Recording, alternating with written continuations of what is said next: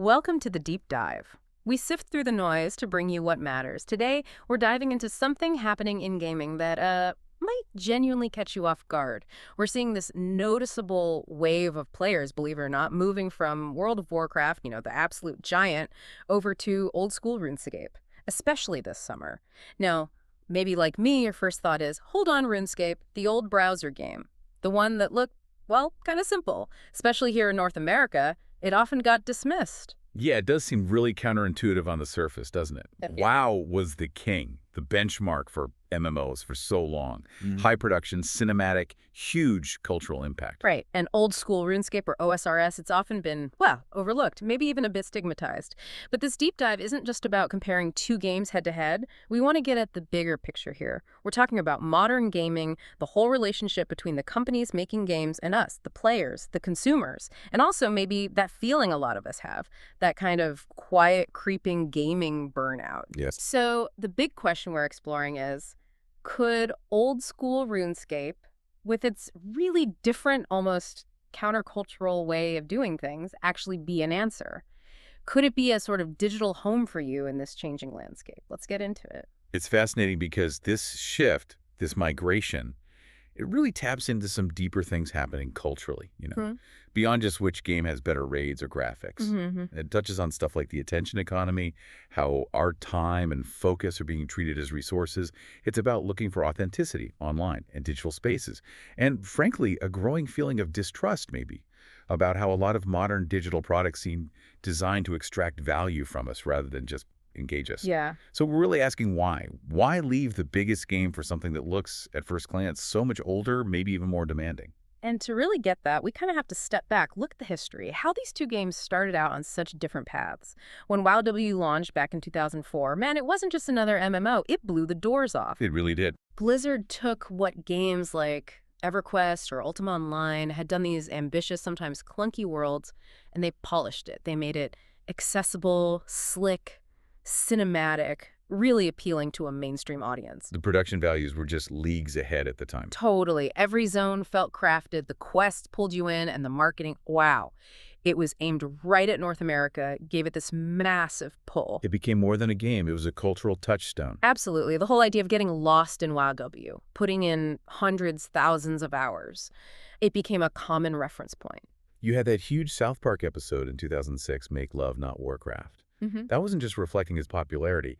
It amplified it. Yeah. Showed how deep it went into pop culture, beyond just hardcore gamers. Yeah. Its success was built on solid tech, huge marketing, and this expectation of, decent hardware. It just set a new bar for what a blockbuster game was supposed to be. Okay, so contrast that with RuneScape. Launched earlier, 2001, by Jagex over in the UK. Totally different philosophy. It was free to play from the start, ran in a browser, and yeah, the graphics were simple.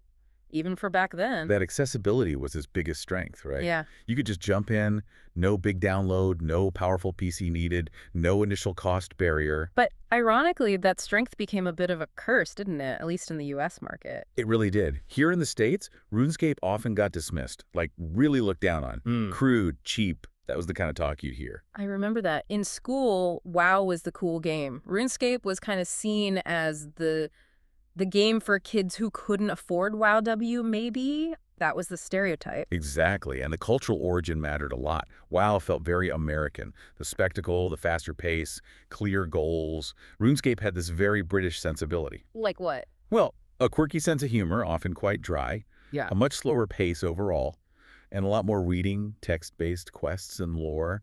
That didn't always click with U.S. players who are getting used to more cinematic, voice-acted stuff. And the graphics thing just got worse over time, right? Yeah. Especially mid to late 2000s. Oh, yeah. That was the HD era hitting consoles, Xbox 360, PS3. Suddenly, graphics were taking this huge leap. Everything looked shiny and new. So RuneScape style, that simple kind of isometric look. It just looked dated. People called it ugly, straight up. Even after they updated the engine slightly to RuneScape 2, it couldn't compete visually with the big console games or WoW. On top of that, RuneScape was all about the grind, wasn't it? Hugely.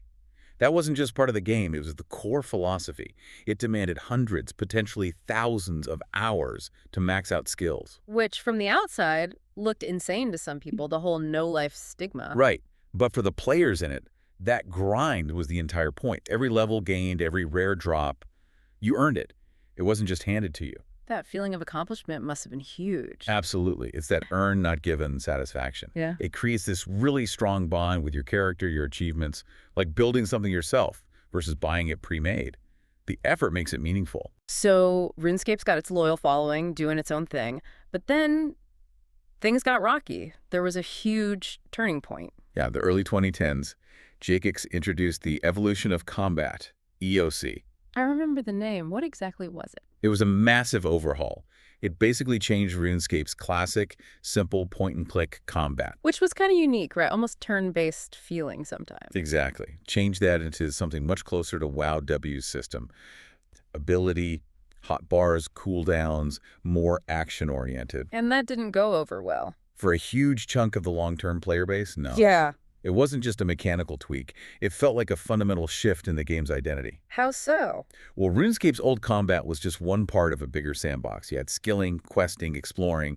Combat wasn't necessarily the main focus for everyone. Right, you could just be a skiller or a merchant. Precisely. Yeah. EOC felt like it was pushing the game towards a more standard MMO model, centering everything around combat rotations. It alienated players who loved the slower pace, the broader focus, the self-directed nature of it all. So people just left. A lot of people did. They felt the game they loved was gone.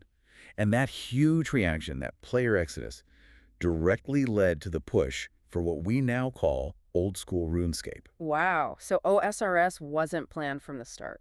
Not at all. It began in 2013 purely as an experiment, a temporary nostalgia server, basically running a backup from 2007. It's a limited time thing. That was the initial idea. Mm-hmm. But the player response was just overwhelming. People poured onto that server and made it clear they wanted to stay. They wouldn't let it die. That's incredible community power. It really is. And it led directly to one of OSRS's defining features, the player polling system.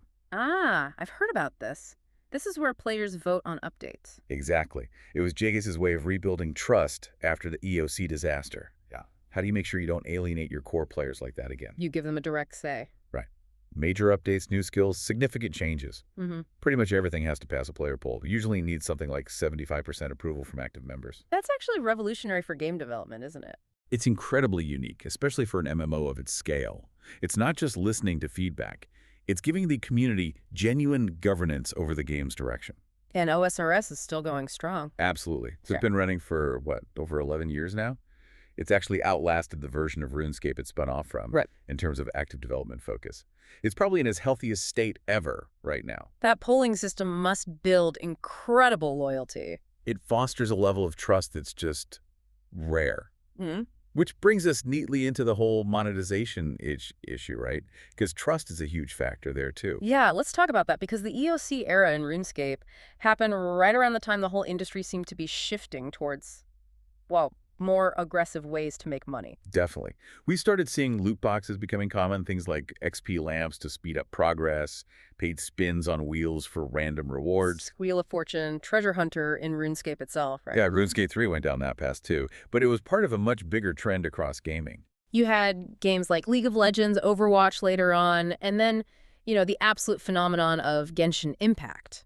Right. They really cemented this free-to-play but pay-to-flourish model. Or sometimes pay to win. And they got really good at the psychology, didn't they? Oh, incredibly sophisticated. Using FOMO, fear of missing out, to make you log in daily. Daily login streaks that feel bad to break. Limited time events you have to participate in. And the gacha mechanic. Spending real money for just a chance at getting the cool item or character. Exactly, like a digital slot machine.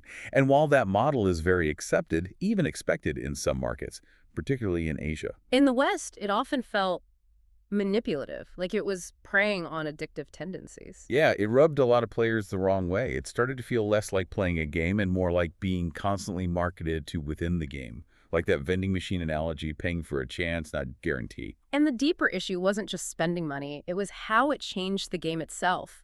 That feeling of earning something through effort. It got diluted, didn't it? When you could just buy your way past the grind. The grind itself started to feel pointless. Mm-hmm.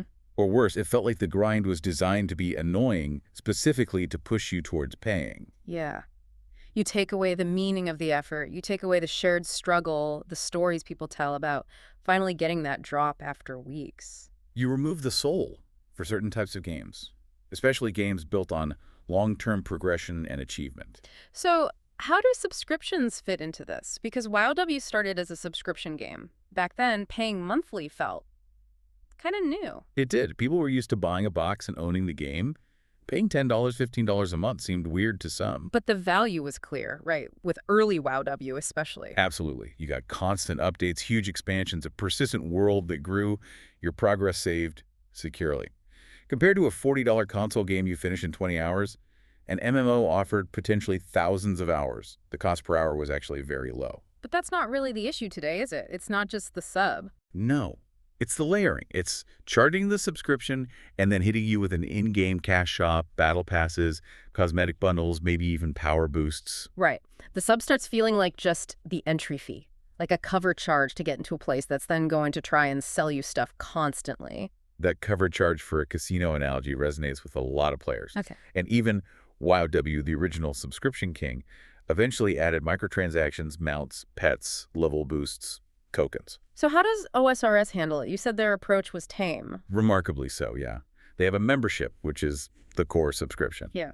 But beyond that, the microtransactions are very limited. Mostly cosmetic overrides, different looks for your gear that don't affect stats, maybe some very minor convenience things, but nothing that fundamentally impacts progression or gives you a competitive advantage. You absolutely do not need to spend anything beyond membership to achieve everything in the game. So the grind, it still means something. Critically, yes. The integrity of the grind is preserved, earning your levels, your gear, your accomplishments through time and effort. That's still the core experience, and that difference in philosophy is a massive trust builder. That trust issue seems key, which leads us into the psychology of it all, right? How we play, and why we get tired of playing. Exactly.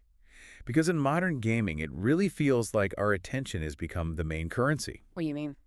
Studios aren't just trying to make fun games anymore. They're fighting to capture and hold your attention, often to steer you towards those monetization systems we just talked about. Through daily logins, limited events, all that stuff. Yeah.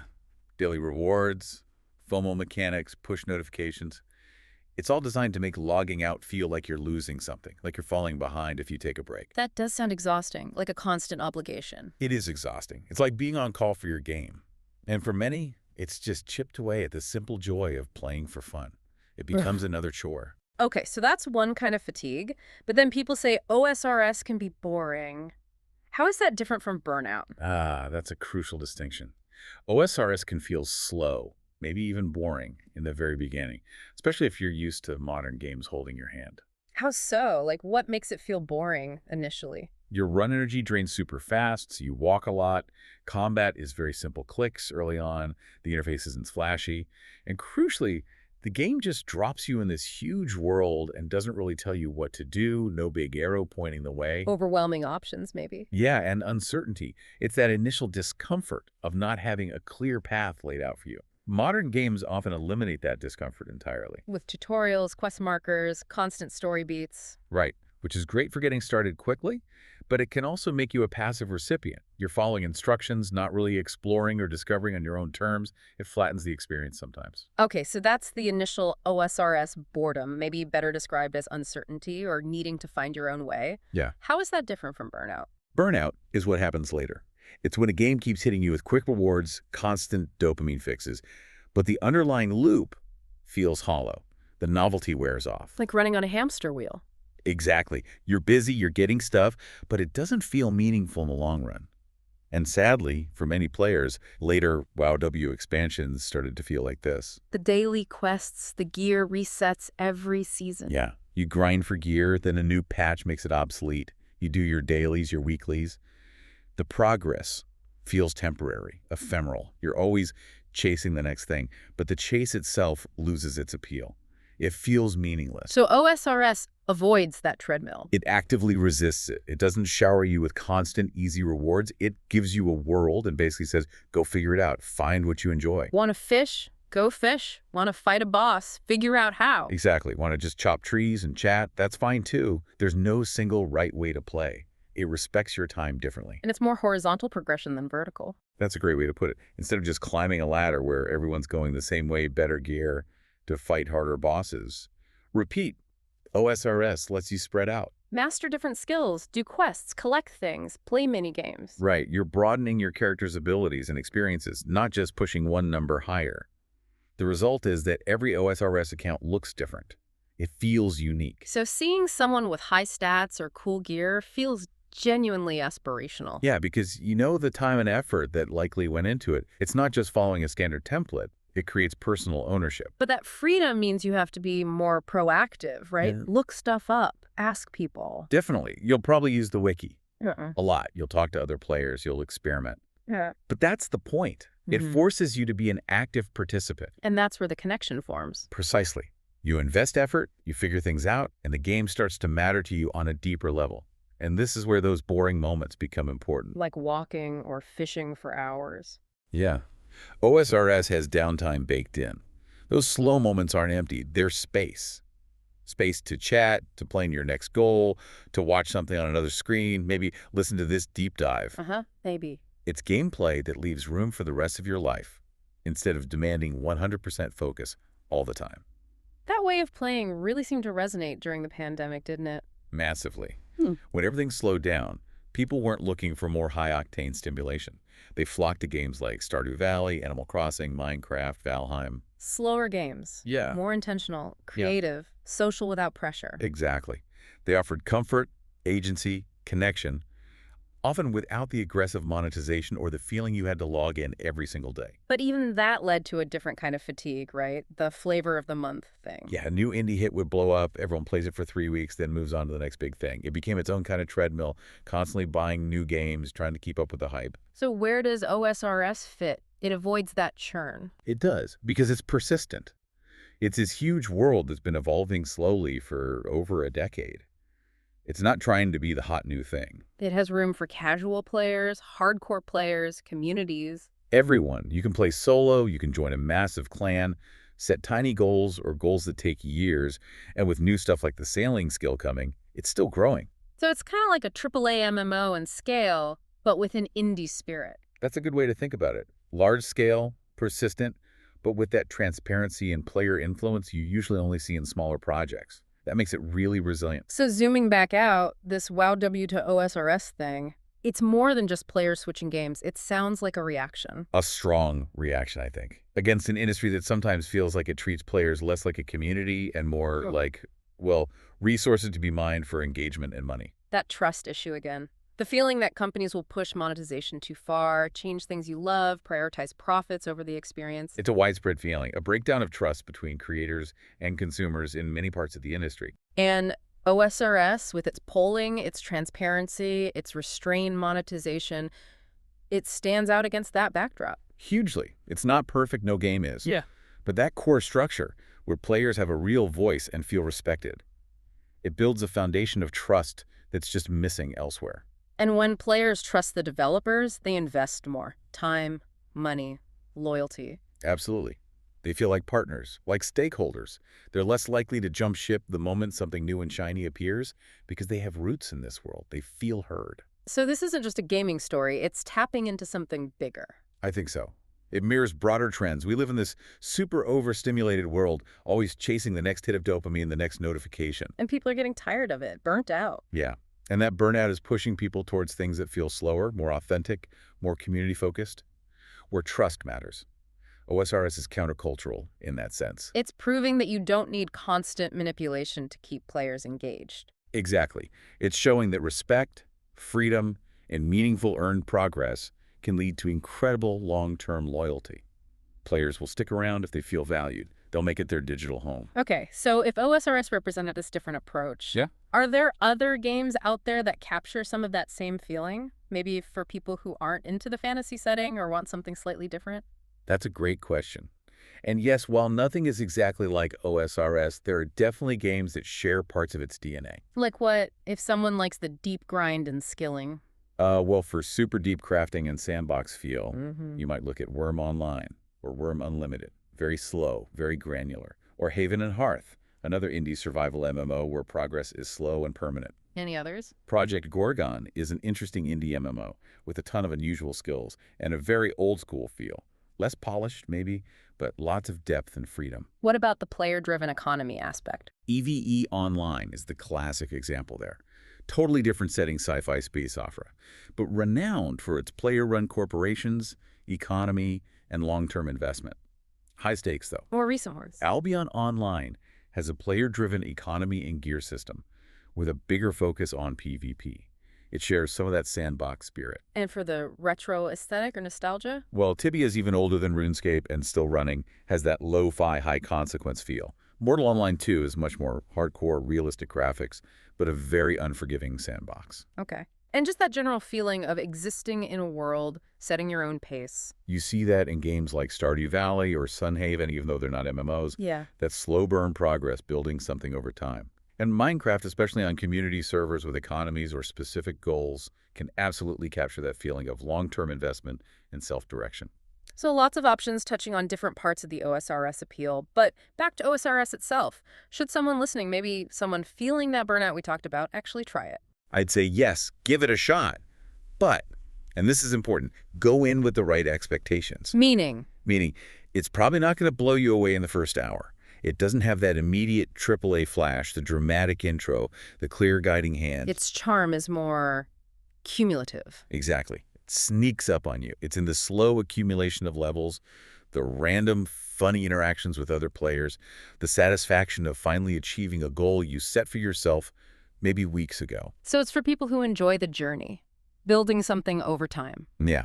If you like the idea of really developing a character over months, even years, and seeing tangible progress from your effort, or if you like being part of a living economy where gathering basic resources actually matters, then OSRS could be really rewarding for you.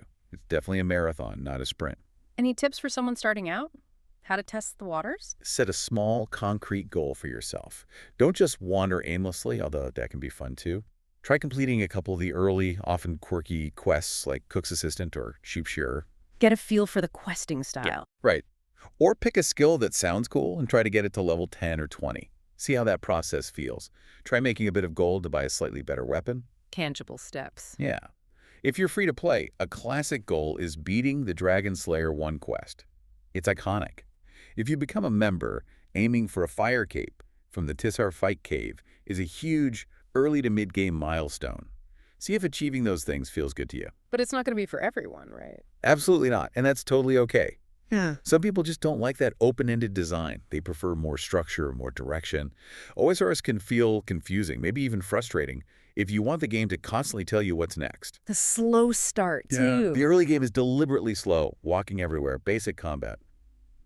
It can feel sluggish compared to modern action games.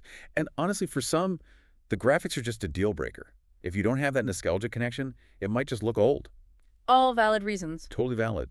But it's funny, you do hear stories of people trying OSRS, bouncing off it, and then coming back years later. After getting burned out elsewhere. Exactly. They return with different expectations, maybe a different mindset, and suddenly that slower pace, that lack of pressure, that sense of genuine accomplishment. It clicks. They find the piece in it they were missing. So maybe OSRS has, like, a filter? That's a really interesting way to put it. I think RuneScape's biggest filter is that it kind of asks you to care before it fully earns your care. Man. Other games grab you instantly, flash, rewards, action, and hope you stick around once the novelty fades. OSRS is quieter. It kind of says, look, stick with me, invest a little effort, figure me out, and I promise I'll become meaningful to you. That requires patience from the player. A lot of patience. Yeah. And for some, that's frustrating. They want the immediate payoff. But for others, that slow burn, that investment, that's what makes it feel like a digital home. A place where your time feels respected, where progress is real and lasting, where you build something alongside a community. It offers roots. So wrapping this up, we started by looking at the surprising trend, YW players moving to OSRS, but it really opened up a bigger conversation. Yeah, it feels like this shift reflects something deeper. A yearning, maybe, for authenticity in games, for more player agency, for a relationship with developers built on trust, not just transactions. And OSRS being so different. So countercultural in today's market, valuing patience, permanence, player voice, it really highlights what's maybe missing elsewhere. It stands out because it resists those pressures towards instant gratification, constant attention grabbing, and aggressive monetization that seem so common now. And stepping back even further, maybe this isn't just about games. I think you could argue that. Does this reflect a wider societal fatigue? A tiredness with constant stimulation, with feeling like our attention is always being fought over, maybe feeling optimized for someone else's profit? And maybe a growing desire for things that take time, things that require real effort but offer deeper, more lasting satisfaction in return. A pushback against the disposable, maybe? Yep. Towards things that feel more substantial, more earned? So, the final thought we want to leave you with today is this: beyond the screen, beyond games, where else in your life might you be searching for that slow burn mastery, that deeper, more intentional way of engaging that builds something truly meaningful over time instead of just consuming the next fleeting thing? Something to think about.